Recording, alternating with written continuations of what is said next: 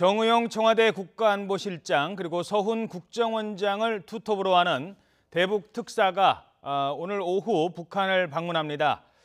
한반도 상황에 대한 김정은 위원장의 진짜 속내가 무엇인지를 파악해야 될 것 같고요. 또 북미 관계를 중재한다는 이 중책을 맡게 되는데요. 이번 대북 특사 과연 어떤 성과를 안고 돌아오게 될까요?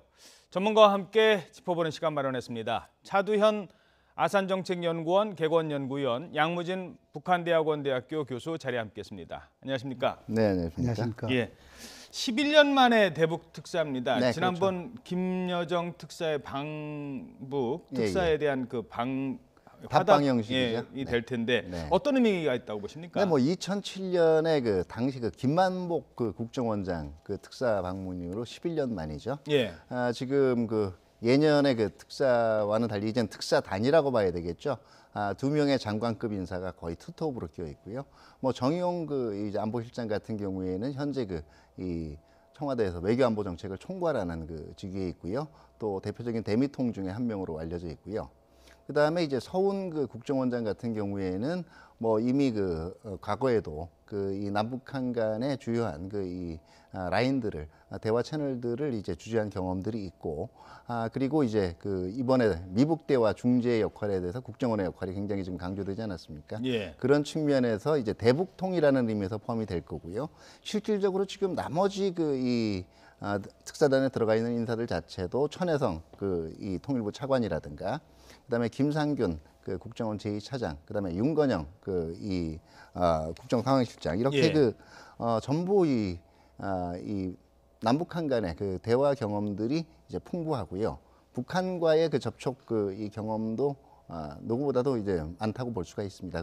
그리고 무엇보다도 지금 이 인사 구성 자체가 어떻게 보면 그 이제 우리나라에서 대북 정책과 관련된 부서들은 거의 총동원돼서 특사단에 포함됐다는 거고요. 예. 이게 그만큼 한반도 평화하고 비핵화에 대한 우리 정부의 열망을 반영하는 거기도 하고, 김여정 특사 방문 이후에 그 답방을 보내는 데 있어서 우리 정부의 최대의 호의를 보여주는 거라고도 할 수가 있겠죠. 예. 게다가 이 장관급 인사가 2명이나 포함됐다는 것, 이것도 상당히 의미를 둬야 될까요? 어떻게 보십니까?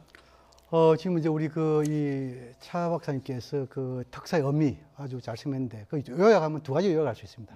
첫째 시기적으로, 두 번째 내용적으로 이렇게 요약하면 시기적으로는 지난 지금도 열리고 있습니다만 평창올림픽 여기 대해서 대화의 분위기, 예. 평화의 분위기 지속 유지할 것인가, 아니면 지난해처럼 다시 대립 대결로 나갈 것인가, 이러한 아주 중요한 시기에 간다는 의미. 예. 또 그리고 두 번째로는 내용상으로 있어가지고 지금은 이제 비핵화와 북미 대화와 관련해 가지고 북한 김정은 위원장의 입장이 무엇인지, 속내가 무엇인지 직접 확인할 수 있다는 측면에서 상당히 의미가 있다 저는 생각하고, 그다음 이제 특사단의 구성과 관련해 가지고 역대 이렇게 대규모, 또 그리고 지금 이제 통일 외교 안보 여기에 대해서 수장이 예. 직접 특사를 구성한 사례가 없습니다. 그만큼 대통령이 북미 대화, 남북한 개선, 또 그리고 비핵화 이 부분에 대해서 의지가 담겨 있다고 볼 수 있겠죠. 여기에서 좀 더 구체적으로 말하면 세 사람에 있어가지고 특사의 역할이 있지 않나 생각됩니다. 정의용 지금 실장, 이것은 지금 이제 특사 단장이죠. 예. 아마 이분은 이 북미 대화 여기 대해서 나름대로 중재자 역할을 하는 게 하나 있을 거고, 예. 두 번째로 서훈 이 특사 단원의 경우에는 남북관계 개선과 또 더 나아가서 정상회담 여기에 대해서 일종의 조율 협상하지 않을까 보이고, 특히 그 국정상황실장 윤건영이가 포함됐다는 것은 예. 두 가지 의미가 있습니다.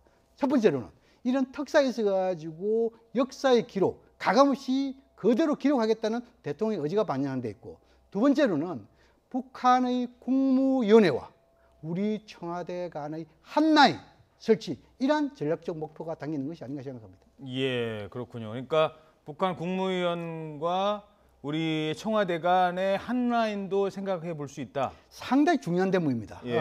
왜냐하면 지금은 이제 우리는 남북이 대치되어 있고, 특히 군부는 자신들이 고유 업무를 하겠지만도 호전성이 있지 않습니까? 언제 어디서지 충돌될지 모르잖아요. 잠시만요. 그러니까 지금 말씀하신 내용이 지금까지 한 라인은 군 통신선이었거든요. 군과 군 간의 통신선이었는데 그거 외에 청와대가 또 다른 한 라인을 가질 수 있다는 라인이라는 것은 뭐냐 하면은 판문점을 통한 그 일종의 이산가족, 예. 인도적인 차원 라인이 있고, 그다음에 서해, 동해, 군 라인이 있고, 과거에 보면은 직접 2002년도 우리 이 월드컵 기간에 남북 간 충돌이 있었잖아요. 예. 이런 상황에 보면은 청와대와 북한 국방위원회 간에 직관적인 라인이 있었어요. 막 그런 측면에서 이번에도 아마 이런 그 우발적인 남북 간의 무력 충돌을 예방하고, 더 나아가서 그럼에도 불구하고 충돌이 된다면 확산을 방지하고, 더 나아가서 재발 방지를 위한 북한의 국무위원회와 우리 청와대 간의 한라인, 여기 대해서 하나의 목표가 있다고. 또 그리고 여기에 대해서 구체적으로 보완을 드리면은 이미 지난 2월 10일 날 김여정 특사의 방남 시기에 북한 국무위원회 부속실장 깨긴 김창선이라는 사람이 왔습니다. 예. 아마 그 연장선상에서 아마 저는 한라인이라는 것이 어느 정도 목표 단계였다 이렇게 보여집니다. 알겠습니다. 여기서 오해 소지를 피하기 위해서 이제 말씀을 드릴 수 있는 게, 여기서 한라인이라는 건요, 일종의 한라인 역할을 하는 대화 이 통로라고 볼 수가 있어요. 그러니까 일반적으로 우리가 얘기되는 전화선으로 연결이 돼 있는, 이거는 이제 뭐 이걸 제도화하는 문제는 앞으로 남북 정상회담이 만약에 순조롭게 북한 비핵화 대화가 이루어져서 성사가 되면 그건 제도화하는 문제는 포함이 될 수가 있을 거고요. 실질적으로 이제 그동안 남북한 간의 가장 큰 문제는 공식적이든 비선 라인, 이른바 얘기하는 비선 라인은 간에 계속 긴장은 올라가고 있는데, 이거를 서로 간의 의도를 파악을 하고 또 오해를 불식시킬 만한 이 대화 채널이 없었다는 거거든요. 이번에 그걸 구축한다는 의미에서도 하나 의미를 부여할 수 있겠죠. 한라인이라는 것은 과거 경험사를 보면 꼭 이 사람과 사람과 이런 인적 네트워크 라인도 있고, 또 더 나아가서 거기에 대한 전화선이라는 이것도 있습니다. 예를 들어 가지고 72년도에 유락 중앙정보부에 북한 가가지고 한라인 설치했잖아요. 그것은 뭡니까? 북한의 조직 지도부와 우리 국정원 간의 라인 했는데, 그것이 결국 최고 지도자 연결할 수 있는 그런 대목도 있었거든요. 알겠습니다. 뭐 아직 이제 확실히 뭐 구체화된 내용은 아니니까요. 그 정도로 하도록 하죠. 서해 직항로를 이용해서 간단 말입니다. 네네. 지난번에 이제 디귿자로 이렇게 왔다면 우리 이제 역 디귿자로 다시 올라가는데, 이것을 두고 뭐 대북 제재와 관련된 뭐 좀 풀어야 될 사항도 좀 있다라는 얘기도 있고, 대통령 전용기, 우리 공군 2호기가 간다고 하죠. 설명을 좀 해주시죠. 엄밀하게 얘기하면은 이 북한의 이 항공기가 우리 쪽에 이 취항을 하는 문제는 이제 보다 이제 엄밀하게 이제 미국의 대북 제재 부분에 걸리는 부분인데요. 뭐 이 평창 올림픽 기간 중에 이 갈마 비행장 방문권에도 나왔지만, 전반적인 취지상 지금 우리의 항공기가 지금 이 북한의 공해에 착륙하는 것 자체도 광범위하게 볼 때는 대북 제재를 좀 우회하는 걸로 비출 수 있어요. 근데 이번 계기 자체가 지금 사실 평창 올림픽 기간 중에 이제 일단 이 대북 제재나 아니면은 이제 이 유엔 제재라든가 아니면 양자 차원의 제재에 대해서 예외 규정을 두는 것 자체는 사실 평창 올림픽 그럼 자연스럽게 이제 패럴림픽 기간까지 연장이 되거든요. 그렇기 때문에 패럴림픽 끝날 때까지 이 남북한 간의 어떤 중요한, 특히 이거는 어떻게 보면 미국도 걸려 있는 문제이기 때문에 미국 간의 대화 중재라는 의미가 있기 때문에 지금 그런 의미로 지금 양해를 구할 수 있지 않을까 생각이 됩니다. 예. 공군 2호기를 타고 간 것으로 알려지고 있거든요. 지난번에 김대중 전 대통령이 남북 정상회담을 타고 간 그 비행기라고도 하고요. 어떤 의미가 있을까요? 먼저 서해 직항로에 대해서 지금 이제 우리 차 교수님 설명했는데, 저는 좀 의미가 다르다고 생각합니다. 뭐냐면 서해 직항로라는 것은 미국의, 우리의 국제사회 대북 제재와 관계없어요. 일단 2000년 6.15 정상회담 때도 서해상에 디귿자로 갔단 말입니다. 그것은 뭡니까? 항로입니다, 항로. 다시 말해서 지금 이제 분당구에서 NLL, 그것은 막바로 통을 못 하기 때문에 우회로 해가지고, 다시 말해서 공에서 나가가지고 다시 들어간 거거든요. 이것은 대북 제재와 관계없다 이렇게 얘기되고, 그다음에 지금은 이제 구체적으로 지금 이제 좀 뭐랄까, 이 전용기 이 부분에 대해서는요, 이미 두 가지 의미가 있어요. 그만큼 우리 대통령이 이번 특사에 대한 중시랄까요? 의지, 뭐 이런 부분이 하나 있고, 두 번째는 뭐 상호주의입니다. 일단 김여정 대남 특사도 김정은 위원장의 전용이 참매를 타고 왔잖아요. 그런 측면에서 이번에도 우리도 서해 직항로를 통해 가지고 대통령 전용기 2호 이것을 보는 것은 상호주의 의미, 뭐 이렇게 담겨 있다고 생각합니다. 지금 여기서 오해의 소지가 있는데, 항로 부분이 제재에 걸리는 게 아니에요. 공식적으로는 북한의 이 항구나 아니면은 공항이라는 것을 실질적으로 나머지 국가들이 이용하느냐 안 하느냐의 문제인데요. 이 문제도 포괄적인 문제에서 특히 이게 국제 제재에는 포함되지 않지만 미국이라든가 여타 국가들이 그 시행했던 제재 부분 안에는 그 제재 그 회피로도 보여줄 수가 있기 때문에 여기에 대해서 의견 교환이 있어야 된다라고 말씀드린 거예요. 예, 알겠습니다. 그 정도로 하죠. 그 국정원장의 방북을 두고 정치권에서 좀 논란이 있는 것 같아요. 그 부분에 대해서 어떻게 보십니까? 글쎄요, 저는 이거는 크게 문제가 될 게 없다라고 생각하는데 2007년에 이 김만복 원장이 당시에 그 노무현 대통령 특사 자격으로 이미 방북을 했던 기록이 있고요. 전에도 갔었죠. 네, 또 71년에도 사실 뭐 지금 국정원 전신이죠. 이우락 중앙정보부장이 이제 사실은 남북대화 중재를 하기 위해서 그것도 특사라고 봐야 되겠죠.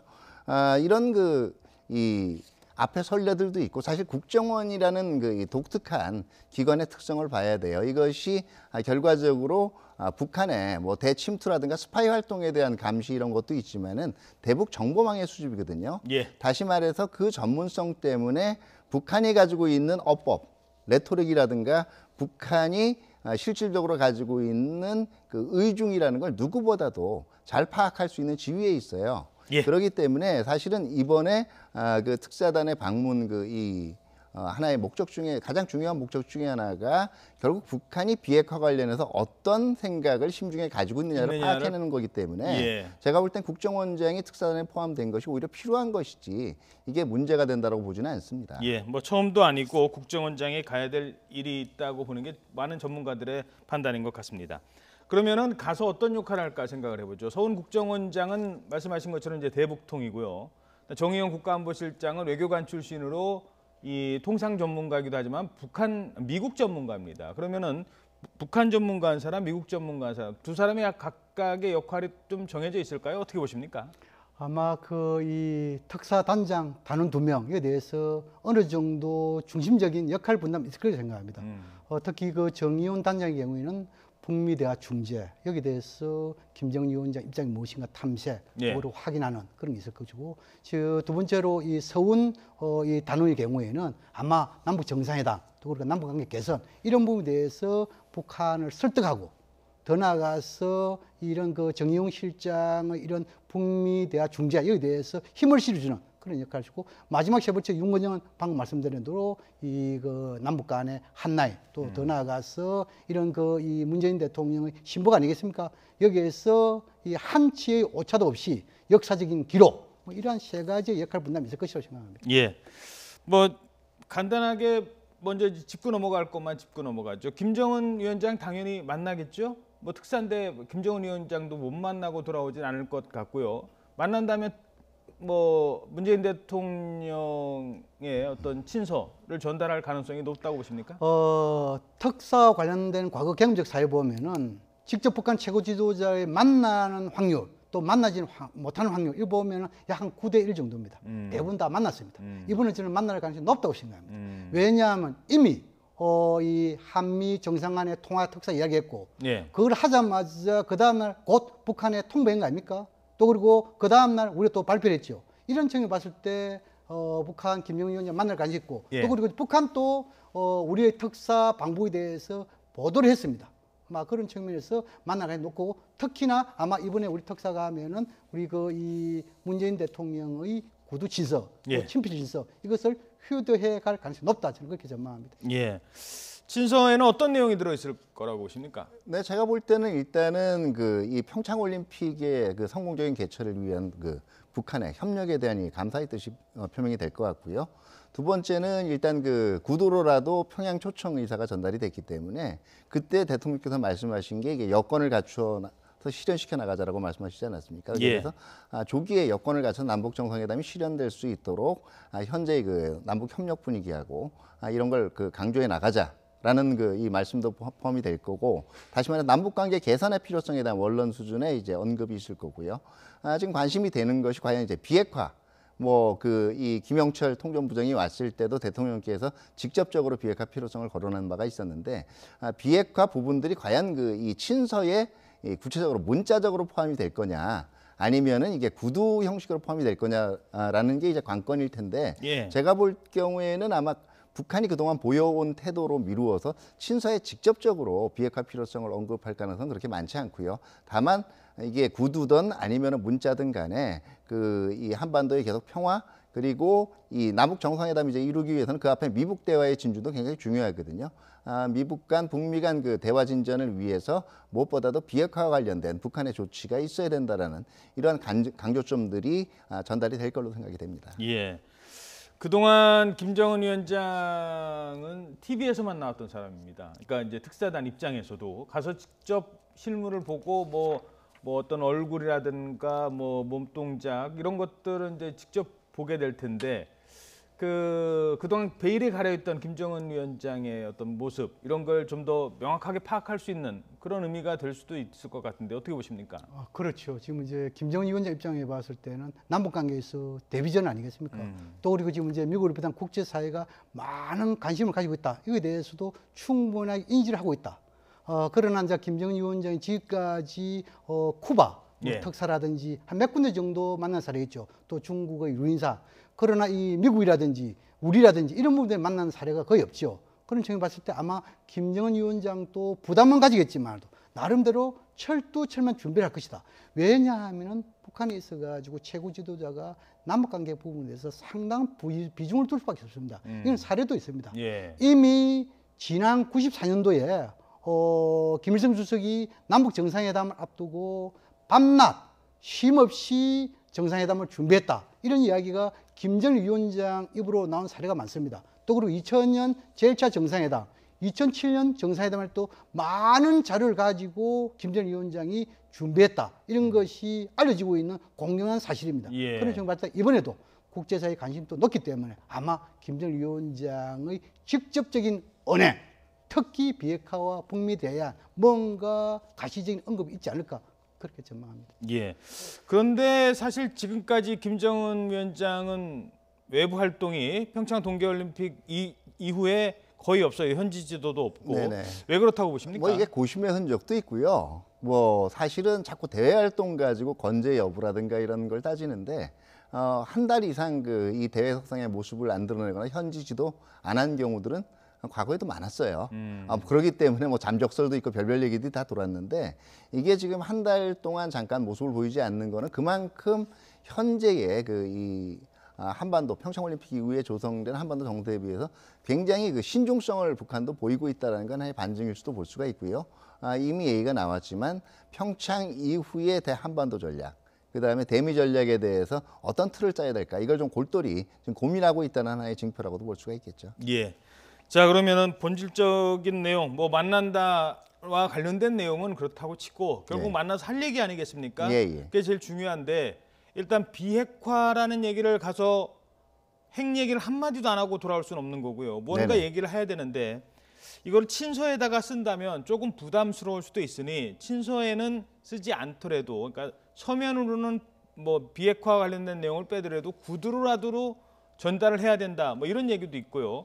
비핵화와 관련된 내용 어느 수위까지 얘기가 될 수 있을까요? 네, 제가 보기에는 직설적으로 이걸 뭐 단기적으로 북한이 비핵화를 보이지 않으면은 이 한반도 지금 또 분위기가 이상해질 수 있다 이런 표현보다는 예. 결국은 이 답방의 실현 이런 걸 위한 전제 조건으로라도 남북관계 발전과 함께 미북한의 비핵화에 관련된 논의들이 보다 발전이 돼야 되고 그러기 위해서는 현 상태에서 뭐 대통령께서 이미 말씀을 하셨지만 미국도 조금 한 발짝 움직여야 되겠지만 북한도 기존과는 다른 비핵화 관련된 뭔가 성의를 보여야 되지 않겠냐 이런 면들이 구두로 그런 메시지가 전달되지 않겠나 생각을 합니다. 핵이라는 단어 자체는 나올까요?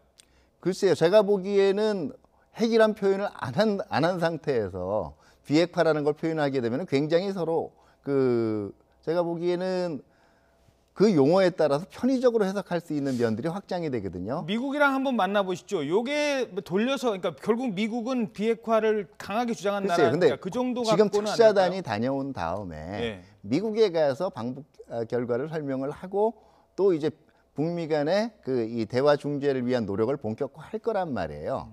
그런데 중요한 거는요. 북한이 미국 만나지 않겠다 그런 적 없어요. 대화를 구걸하지 않겠다라고 얘기는 했는데 중요한 예. 것이 뭐냐면 비핵화 전제로 한 대화는 안 하겠다라는 거거든요. 그렇죠. 그리고 미국은 거꾸로 그 얘기 안 할 거면 대화할 필요가 없다라는 건데 비핵화 안 하고도 대화는 지금 하라고 하면 북한은 좋다 그러죠. 그런데 그 부분을 빼고 지금 얘기하는 게 과연 크게 의미가 있을까 하는 생각이 듭니다. 예. 박찬 교수님 어떻게 보십니까? 이번 특사 방문의 핵심적인 주제어는 비핵화와 북미 대화입니다. 물론 직접 친필 서신에는 아마 비핵화라는 표현은 안 되더라도 구두 신세는 반드시 비핵화 문제 들어갈 보이고, 특히나 우리 문재인 정부는 남북 관계에 있어 가지고 가장 크나큰 장애 요인이 북한 핵이라는 것을 잘 알고 있습니다. 그래서 지난 1월 달입니까? 예. 남북 고위급회담에서도 우리 대표가 비핵화 부분을 짚고 넘어갔잖아요. 또 그리고 김여정의 방남, 김영철 통전부장의 방남에서 핵심적인 우리의 역할이 비핵화를 위한 북미 대화 촉구 아니겠어요? 아마 지금 이번에 정의용 실장도 대동한 것은 결국 북미 대화잖아요. 그런 식으로 봤을 때 아마 우리 정부의 강력한 이 요구를 할까요? 이것을 김정은 위원장 잘 알고 있고, 또 김정은 위원장도 여기에 대해서 어느 정도 납득할 만한 언급이 있어야만이 예. 남북관계 개선과 북미 대화를 갈 수 있는 걸 잘 알기 때문에 기존의 주장과는 약간 변화된 비핵화에 대한 북미 대화에 대한 긍정적인 언급은 있을 것이다. 저는 그렇게 전망합니다. 그렇다면 핵과 관련된 그 내용을 우리 특사단은 김정은 위원장 앞에서 뭐라고 해야 될까요? 어느 정도 수위로 얘기를 해야 될까요? 이번 특사단은 과거 특사단의 역할과 조금 다른 측면이 있습니다. 보통 특사라는 것은 특사를 매결해 가지고 최고 지도자 간의 의사소통입니다. 그렇죠. 그런데 이번은 그 의사소통을 뛰어넘어 가지고 협상의 개념도 내포되어 있다. 아하. 다시 말해서 비핵화와 북미 대화 부분에 있어 가지고 아마 우리의 창조적인 제안이라든지 이런 것도 하면서, 그렇다면은 한미가 이것을 줄 때 북한은 무엇을 내놓을 것인가, 아니면 북한 입장에서 비핵화와 북미 대화 이런 부분에 대해서 긍정적인 의견을 나눌 때 한국과 미국은 무엇을 줄 것인가, 이런 주고받는 이런 개념도 있을 걸 보여주고, 그렇다면 북한이 아마 내놓을 수 있는 최선이라는 표현보다도 차선이랄까요? 라고 한다면은 비핵화는 선대의 요원이다. 또 그리고 북미 관계 정상화도 선대의 요원이다. 예. 미국이 대북적대 정책에 대해서 어느 정도 변화가 있다 하면은 언제든지 비핵화를 할 수 있다. 조건부 비핵화 대화. 예. 이렇게 나올 가능성도 배제할 수 없다고 생각이 듭니다. 자, 조금 전에 아까 보셨던 역대 대통령 특사 교환의 성과를 잠깐 보도록 하죠. 박정희 전 대통령 때는 이우락 정보부장이 가서 남북 공동성명을 할 것을 7.4 공동성명이었죠. 남북 공동성명 합의를 했습니다. 장세동 안기부장이 가서는 정상회담 개최를 이게 성사되지는 않았습니다만, 그리고 서동건 안기부장도 가서 정상회담을 추진을 했습니다. 물론 불발됐죠. 다음 보도록 하겠습니다. 특히 문재인 정부 전에 김대중 정부와 노무현 정부 때는 정상회담으로 바로 이어졌습니다.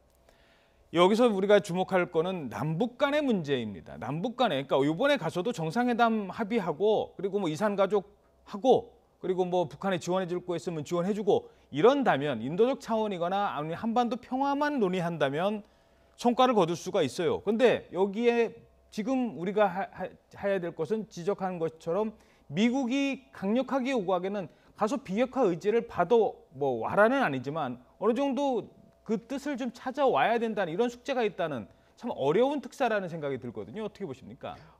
이번 특사의 어제는 4가지입니다. 첫째는 남북관 개선, 두 번째는 정상회담 개최, 세 번째는 비핵화, 네 번째로는 북미 대화입니다. 여기에서 핵심적인 부분은 이미 남북 간의 대화의 틀은 마련되기 때문에 그 다음 수순으로 북미 대화 아니겠습니까? 여기에 초점을 맞추겠다 보여지고, 아마 이런 부분이 있어가지고 미국은 비핵화만을 위한 대화를 하겠다 이렇게 주장하고 있잖아요. 예. 북한은 뭡니까? 비핵화만을 위한 대화는 못하겠다는 거잖아요. 여기에서 우리가 중재자적인 역할을 하면서 뭔가 북한에 대해서는 비핵화에 대해서 의지를 좀 보여라. 미국에 대해서는 대화의 문턱을 좀 낮춰라. 이것이 지금 이제 중재자의 목소리를 내고 있는 거 아닙니까? 예. 그런 측면을 봤을 때 저는 아마 이 부분에 대해서 김정은 위원장이 잘 알고 있기 때문에 아마 가시적인 측면보다도 좀 더 전향적인 입장을 내놓을 것이다. 그렇게 전망합니다. 자, 전향적인 입장인데요. 자, 만약에 김정은 위원장이 우리 특사단한테 그런 얘기를 한다면 어떻게 하겠습니까? 만약입니다만. 그러면 한미 군사훈련 하지 마라. 한미 연합훈련 하지 마라. 네네. 지금 연기했던 거 계속 하지 말고 네네. 계속 연기해라. 그럼 우리도 핵 개발과 관련해서는 당분간 없다. 이른바 모라토리움 하겠다라고 한다면 그거 우리 받아야 되나요? 글쎄요. 제가 지금 말씀드리는 게 이번에 일부가 의제를 가지고 우리 측 제안을 할 수 있는 의견은 있을 거지만 특사단이 가서 거기서 주고받고를 다 하고 올 수는 없을 거예요. 그렇겠죠. 그리고 그게 지금 3월에 그 답방 형식으로 파견되는 특사단의 역할하고 꼭 맞지도 않아요. 우리의 그만큼의 열망을 반영하는 것이라고 하더라도 지금 전체적인 구성에서 거기서 가서 구체적으로 실무적으로 이거는 받고 이거는 주고 이렇게 할 계제는 아니고요. 예.